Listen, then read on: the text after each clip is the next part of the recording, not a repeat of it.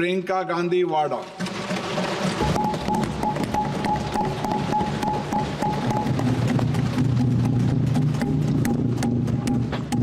नमस्कार।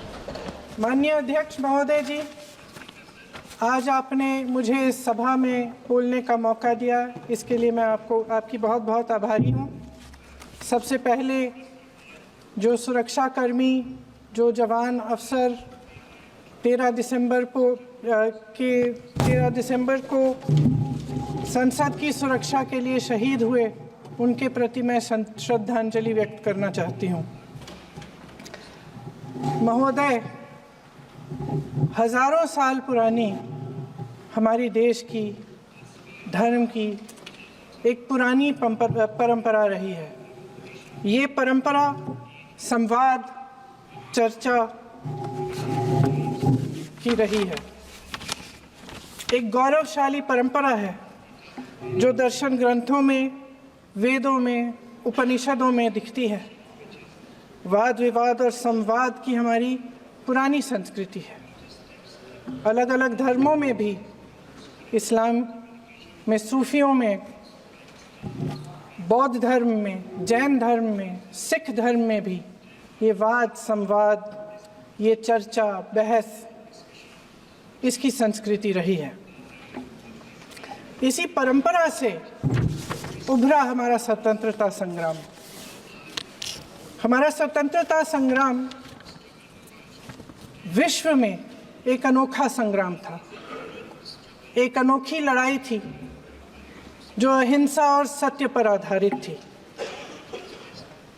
ये वाद संवाद की जो परंपरा है, इसको इस संग्राम ने आगे कैसे बढ़ाया? क्योंकि ये जो संग्राम था, ये जो लड़ाई थी हमारी आज़ादी के लिए, एक बेहद लोकतांत्रिक लड़ाई थी। इसमें देश के किसान, देश के जवान, देश के मजदूर, देश के अधिवक्ता, देश के बुद्धिजीवी, चाहे किसी भी जाति के हो, चाहे किसी भी धर्म के हों, चाहे किसी भी भाषा को बोलते हों, सब इस स्वतंत्रता संग्राम में शामिल हुए। सब ने हमारे देश की आज़ादी की लड़ाई लड़ी।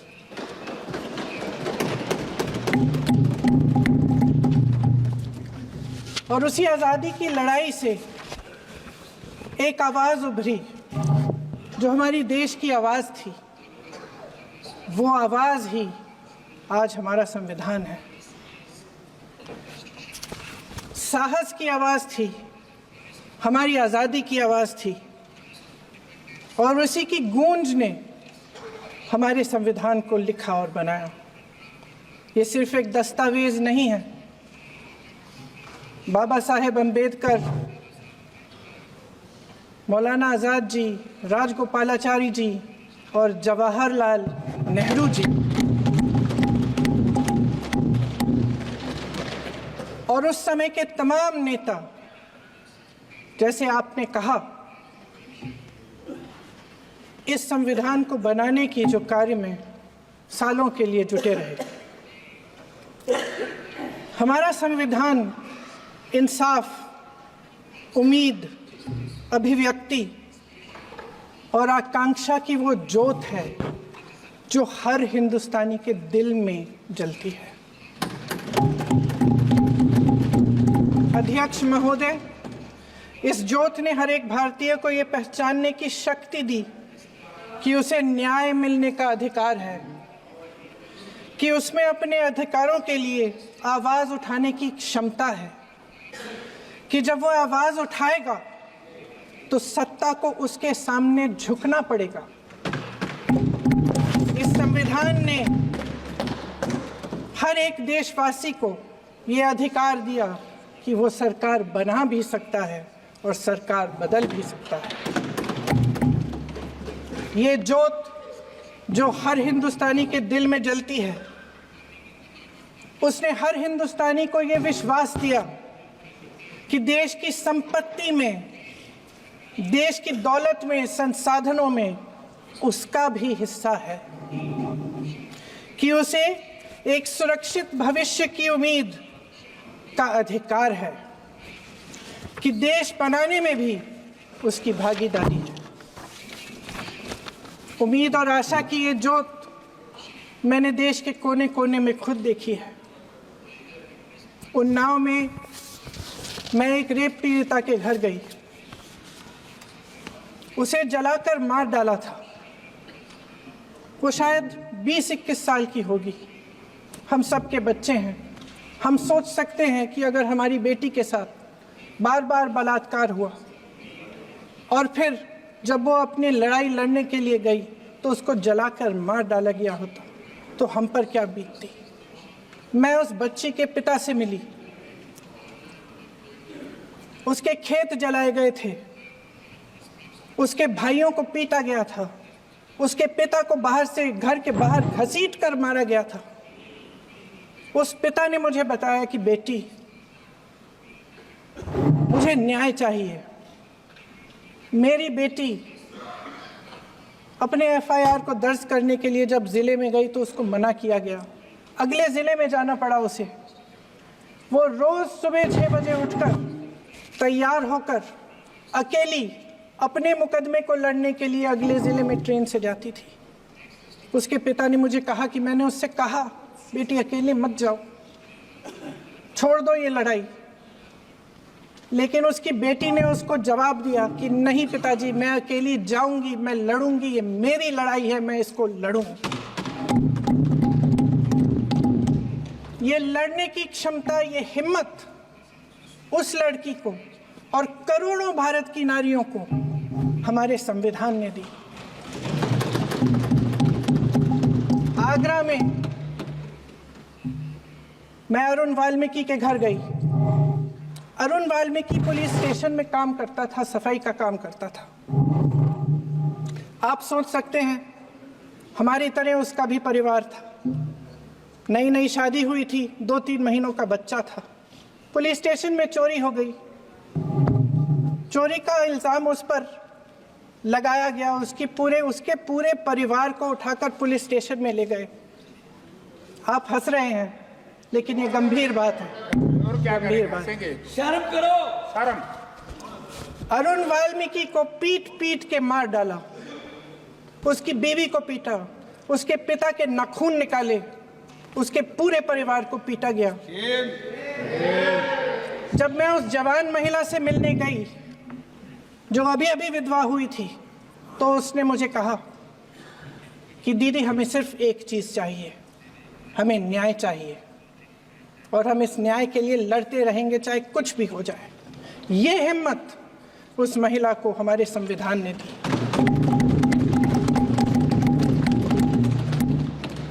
संभल के कुछ लोग आए थे हमसे मिलने जो मृतकों के परिवार के सदस्य थे। उसमें 2 बच्चे थे, अदनान और उजैर।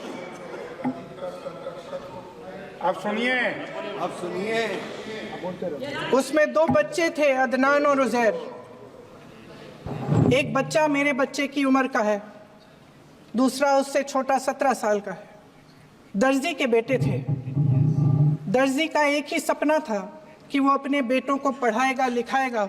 एक बेटा डॉक्टर बनेगा, एक बेटा भी सफल होगा दूसरा बेटा भी अपने जीवन में सफल होगा।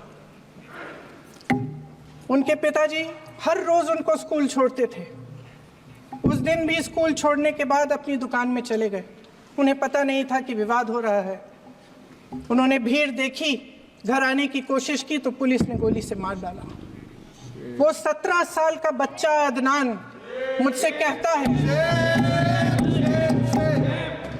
वो 17 साल का बच्चा अदनान मुझसे कहता है कि मैं बड़ा होकर डॉक्टर बन के दिखाऊंगा, मैं अपने पिता का सपना साकार करूंगा। ये सपना, ये आशा उसके दिल में हमारे संविधान ने डाली। अध्यक्ष महोदय, हमारे देश के करोड़ों देशवासियों के संघर्ष में, अपने अधिकारों की पहचान में, इनकी कठिन से कठिन परिस्थितियों से लड़ने की अपार हिम्मत में और देश से न्याय की अपेक्षा में हमारे संविधान की ज्योत जल रही है। मैंने हमारे संविधान की ज्योत को जलते हुए देखा है और इसके साथ साथ ये भी समझा है कि हमारा संविधान एक सुरक्षा कवच है। एक ऐसा सुरक्षा कवच है जो देशवासियों को सुरक्षित रखता है, न्याय का कवच है, एकता का कवच है और अभिव्यक्ति की आज़ादी का कवच है। दुख की बात यह है कि मेरे सत्ता पक्ष के साथी जो बहुत बड़ी बड़ी बातें करते हैं, इन्होंने इन 10 सालों में ये सुरक्षा कवच, सत्ता पक्ष के मेरे साथियों ने ये सुरक्षा कवच तोड़ने का पूरा प्रयास किया है। संविधान में सामाजिक, आर्थिक और राजनीतिक न्याय का वादा है। ये वादा एक सुरक्षा कवच है जिसको तोड़ने का काम शुरू हो चुका है। लैटरल एंट्री और निजीकरण के जरिए ये सरकार आरक्षण को कमजोर करने का काम कर रही है। अगर लोकसभा में ये नतीजे नहीं आए होते तो ये संविधान बदलने का काम भी शुरू कर लेते। सच्चाई ये है अध्यक्ष महोदय कि आज संविधान बार बार इसलिए कह रहे हैं क्योंकि इस चुनाव में इनको पता चल गया कि इस देश की जनता ही इस संविधान को सुरक्षित रखेगी, कि इस चुनाव में हारते जीतने से इन्हें एहसास हुआ कि ये संविधान बदलने की बात इस देश में नहीं चलेगी। आज जनता की मांग है कि जाति जनगणना हो। सत्ता पक्ष के मेरे साथी ने इसका जिक्र किया। ये जिक्र भी आज इसलिए हो रहा है क्योंकि चुनाव में ये नतीजे आए। ये जाति जनगणना इसलिए जरूरी है ताकि हमें पता चले कि किसकी क्या स्थिति है और नीतियां उस हिसाब से बने। इनकी गंभीरता का प्रमाण ये है कि जब चुनाव में पूरे विपक्ष ने जोरदार आवाज उठाई कि ये जाति जनगणना होनी चाहिए, तो इनका जवाब देखिए। इनका जवाब भैंस भाग भैंस चुरा लेंगे, मंगलसूत्र चुरा लेंगे। इनका ये जवाब था। ये गंभीरता है इनकी जाति जनगणना पर। महोदय, हमारे संविधान ने आर्थिक न्याय की नींव डाली, किसानों, गरीबों और को जमीन बांटी, भूमि सुधार किया, जिसका नाम लेने से कभी कभी आप झिझकते हैं और कभी कभी उनका नाम धड़ाधड़ इस्तेमाल किया जाता है अपने आप को बचाने के लिए। उन्होंने HAL, BHEL, SAIL, GAIL, ONGC, NTPC, railways, IIT, IIM, oil refineries, तमाम PSU बनाए। अध्यक्ष महोदय, उनका नाम पुस्तकों से मिटाया जा सकता है, उनका नाम भाषणों से मिटाया जा सकता है, लेकिन जो उनकी भूमिका रही इस देश की आज़ादी के लिए और इस देश के निर्माण के लिए, वो इस देश से कभी मिटाया नहीं जा सकता। 75 सालों में जनता का भरोसा रहा कि नीतियां बनेंगी तो जनता की भलाई के लिए बनेंगी। जल जंगल जमीन का अधिकार मिला आदिवासी भाई बहनों को। इंदिरा जी ने बैंकों का राष्ट्रीयकरण करवाया, खदानों का राष्ट्रीयकरण कराया। कांग्रेस और यूपीए की सरकारों में शिक्षा का, भोजन का अधिकार मिला। 75 सालों में जनता का भरोसा मिला। पहले संसद चलती थी तो जनता की उम्मीद होती थी कि सरकार महंगाई और बेरोजगारी पर चर्चा करेगी, कोई उपाय निकालेगी, कोई रास्ता निकालेगी। लोग मानते थे कि अगर कोई नई आर्थिक नीति बनेगी तो देश की अर्थव्यवस्था को मजबूत बनाने के लिए बनेगी, तो भारतीय बाजार को मजबूत बनाने के लिए बनेगी, उनके भविष्य को मजबूत बनाने के लिए बनेगी। किसान और आदिवासी भाई बहन भरोसा करते थे कि यदि जमीन के कानून में संशोधन होगा तो उन्हीं की भलाई के लिए होगा। आप नारी शक्ति की बात करते हैं। आज चुनाव की वजह से शायद इतनी बातचीत हो रही है नारी शक्ति के बारे में, क्योंकि हमारे संविधान ने महिलाओं को ये अधिकार दिया, उनकी शक्ति को परिवर्तित किया वोट में। और आज आपको पहचानना पड़ रहा है कि महिलाओं के बिना, कि नारी शक्ति के बिना ये सरकारें नहीं बन सकती हैं। इसीलिए आज आप नारी शक्ति की बातें दोहरा रहे हैं। जो आप नारी शक्ति का अधिनियम लाए हैं उसको लागू क्यों नहीं करते? वो 10 साल बाद लागू क्यों होगा? क्या आज की नारी 10 साल इंतजार करेगी उसके लागू करने के लिए? क्या बात है, क्या बात है।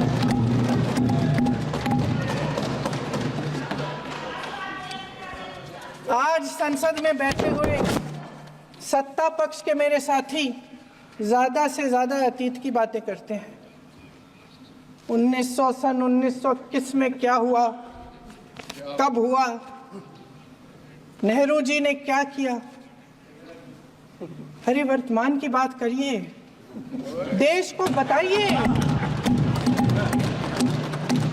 आप क्या कर रहे हैं, आपकी जिम्मेदारी क्या है?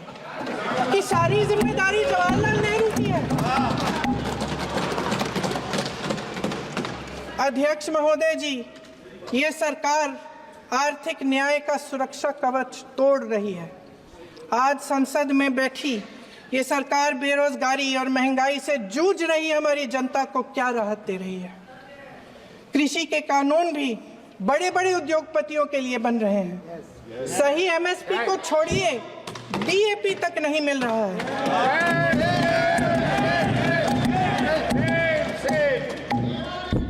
वायनाड से लेकर ललितपुर तक इस देश का किसान रो रहा है। आपदा आती है तो उसको कोई राहत नहीं मिलती।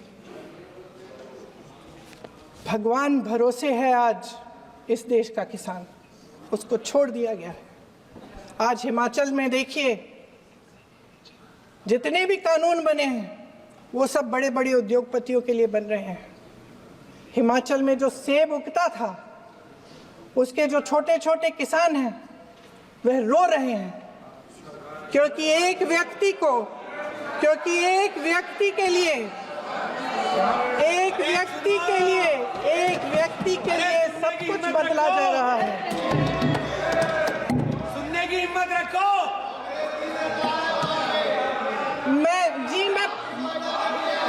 अध्यक्ष महोदय जी,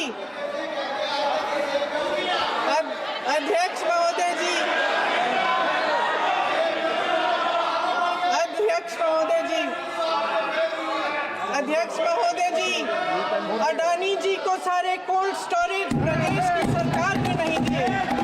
अडानी जी को सारे कोल्ड स्टोरेज आपकी सरकार ने दिए। देश देख रहा है कि एक व्यक्ति को बचाने के लिए 142 करोड़ देश की जनता को नकारा जा रहा है। सारे बिजनेस, सारे संसाधन, सारी दौलत, सारे मौके एक ही व्यक्ति को सौंपे जा रहे हैं। सारे बंदरगाह, एयरपोर्ट्स, सड़कें, रेलवे का काम, कारखाने, खदाने, सरकारी कंपनियां सिर्फ एक व्यक्ति को दी जा रही है।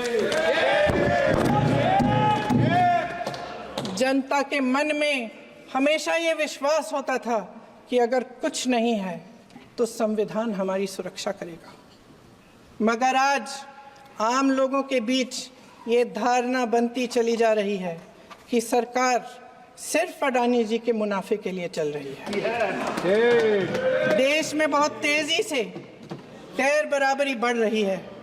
जो गरीब है वो और गरीब हो रहा है, जो अमीर है वो और अमीर हो रहा है। इस सरकार ने आर्थिक न्याय की भी सुरक्षा कवच तोड़ दिया है। राजनीतिक न्याय की जब बात होती है, मेरे सत्ता पक्ष के साथी आज खड़े हुए और तमाम गिनती करने लग गए कि ऐसा हुआ वैसा हुआ 1975 में जो हुआ, तो सीख लीजिए ना आप भी। सीख लीजिए, आप भी अपनी गलतियों के लिए माफी मांग लीजिए, आप भी बैलेट पे चुनाव कर लीजिए, आप भी बैलेट पे चुनाव कर लीजिए, दूध का दूध पानी का पानी हो जाएगा। आप राजनीतिक न्याय की बात करते हैं, सरकारों को पैसों के बल पर गिरा देते हैं।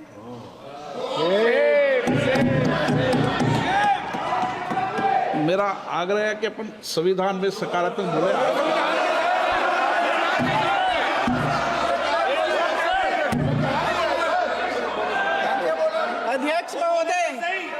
अध्यक्ष महोदय, सत्ता पक्ष के हमारे साथी ने एक उदाहरण दिया उत्तर प्रदेश की सरकार का, तो मैं भी एक उदाहरण दे देती हूँ महाराष्ट्र की सरकार का, मैं भी एक उदाहरण दे देती हूँ हिमाचल की सरकार को तोड़ने की कोशिश किसने की, पैसों के बल पे की, गोवा की सरकार, तमाम उदाहरण है। राजस्थान की क्या ये सरकारें जनता ने नहीं चुनी थी? क्या संविधान इन पर लागू नहीं था? पूरी देश की जनता जानती है कि इनका हंसती है, जानती है कि इनके यहाँ तो वॉशिंग मशीन है।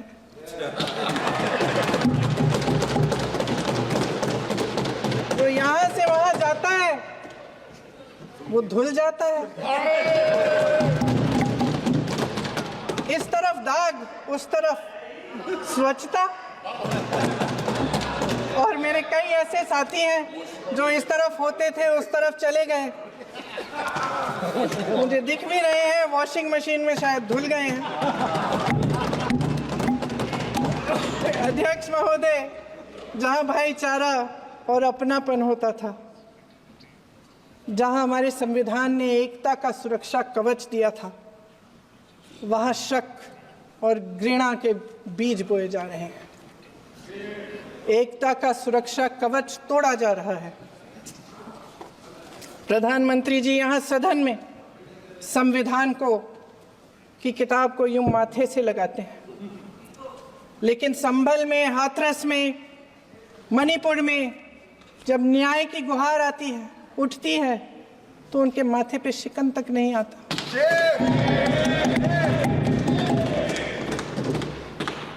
शायद समझ नहीं पाए हैं कि भारत का संविधान संघ का विधान नहीं है।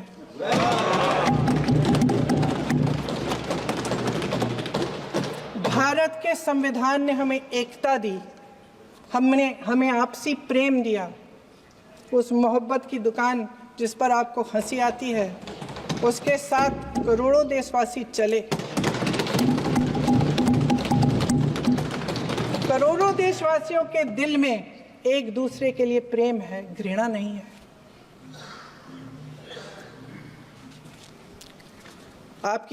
इनकी जो विभाजनकारी नीतियां हैं, उसका नतीजा हम रोज देखते हैं। राजनीतिक फायदे के लिए संविधान को छोड़िए, देश की एकता को भी ये रख नहीं सकते, इसकी सुरक्षा नहीं कर सकते। हमने संभल में देखा, मणिपुर में देखा। दरअसल इनका कहना है कि अलग अलग इस देश के अलग अलग हिस्से हैं, कैमरा लेकिन हमारा संविधान कहता है कि ये देश एक है और ये देश एक रहेगा। जहां खुला विवाद होता था, अभिव्यक्ति का सुरक्षा कवच होता था, इन्होंने भय का माहौल पैदा किया है। सत्ता पक्ष के मेरे साथी अक्सर 75 सालों की बात करते हैं, लेकिन इन 75 सालों में ये उम्मीद, आशा, ये अभिव्यक्ति की ज्योति कभी थमी नहीं, कभी बुझी नहीं। इस देश की जनता ने खुलकर आलोचना की, निडर होकर धरने किए, प्रदर्शन किए। जब जब जनता नाराज हुई, तब तब सत्ता को ललकारा, उसे चेतावनी दी, बड़े से बड़े नेताओं को कटघरे में खड़ा किया, उनसे जवाब मांगा, न्याय मांगा। इस देश के छोटे छोटे से नुक्कड़ की दुकानों में, चाय की दुकानों में, इस देश के घरों में, गलियों में, मोहल्लों में, अखबारों में, प्रकाशन घरों में, न्यायपालिकाओं में चर्चा कभी बंद नहीं हुई। लेकिन आज ये माहौल नहीं है। आज जनता को सच बोलने से डराया जाता है, धमकाया जाता है। पत्रकार हो या विपक्ष का नेता हो या किसी यूनिवर्सिटी का प्रोफेसर हो, छात्र संघ हो या कर्मचारियों का संगठन हो, सबका मुंह बंद कराया जाता है। किसी पे ईडी, किसी पे सीबीआई, किसी पे इनकम टैक्स, फर्जी मुकदमे लगवाए जाते हैं, जेल में डाल दिया जाता है, विपक्षी नेताओं को जेल में डाल दिया जाता है, उनको सताया जाता है। किसी को नहीं छोड़ा इस सरकार ने। देशद्रोही कह के उत्तर प्रदेश में मुझे याद है कुछ अध्यापिकाएं प्रदर्शन कर रही थी, उन पर मुकदमा डाल दिया देशद्रोही का, उन्हें देशद्रोही कह दिया। इन्होंने देश का पूरा माहौल भय से भर दिया है। इनकी मीडिया की मशीन झूठ फैलाती है, तरह तरह के आरोप लगाती है, और शायद वह भी भय में ही है। महोदय, मैं इस सदन को याद दिलाना चाहती हूं कि ऐसा डर का माहौल देश में अंग्रेजों के राज में था।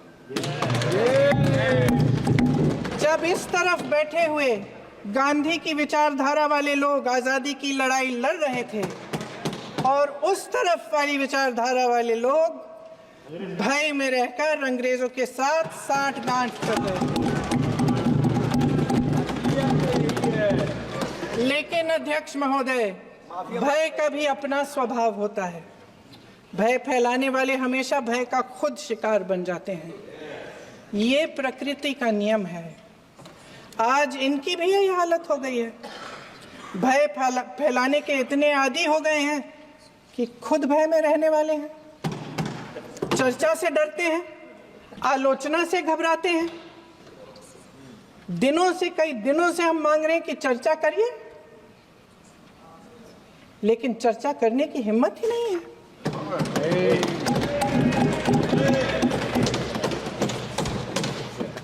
एक कहानी होती थी अध्यक्ष महोदय, शायद बचपन में आपने भी सुनी होगी। राजा भेष बदलकर बाजार में आलोचना सुनने जाता था।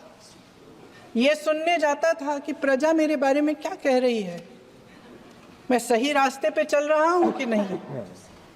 लेकिन आज का राजा, भेष तो बदलते हैं आज के राजा, शौक तो है उनको भेष बदलने का, लेकिन न जनता के बीच जाने की हिम्मत है और न आलोचना सुनने की। महोदय, मैं तो सदन में नहीं हूं।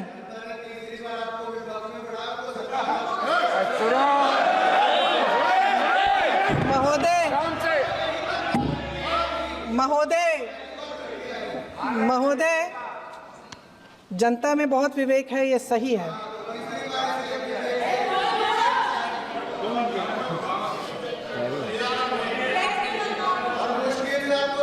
अच्छा महोदय, मैं सदन में नहीं हूँ, कुछ, हाँ ठीक है, मैं सदन में नहीं हूँ, मात्र 15 दिनों से आ रही हूँ। लेकिन मुझे ताज्जुब होता है कि इन 15 दिनों में इतनी बड़े इश्यूज हैं, इतनी बड़ी बातें हैं, प्रधानमंत्री जी मात्र एक दिन के लिए, शायद 10 मिनट के लिए दिखे हैं सब।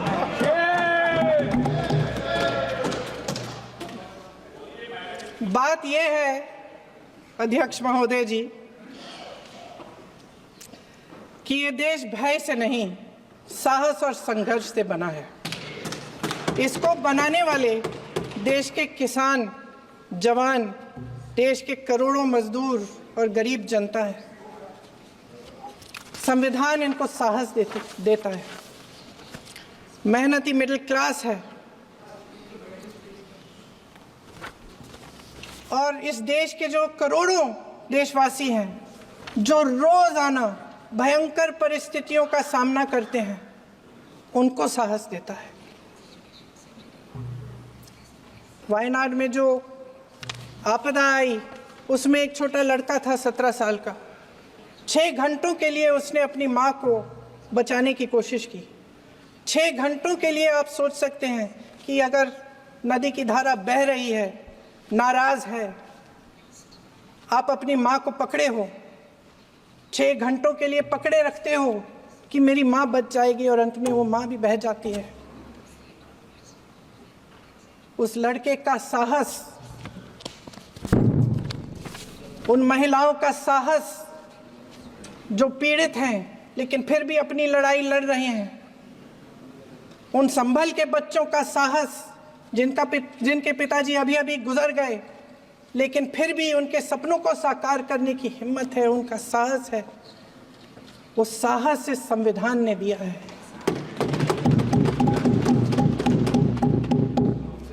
वो आत्मविश्वास इस संविधान ने दिया है। ये देश भय से नहीं चल सकता, ये देश साहस से ही चलेगा। भय की भी सीमा होती है, और जब वो सीमा पार हो जाती है, जब किसी को इतना दबाया जाता है कि उसको लगने लगता है कि अब मेरे पास खोने के लिए कुछ नहीं है, तब उसमें एक ऐसी शक्ति पैदा होती है जिसके सामने कोई कायर खड़ा नहीं हो सकता।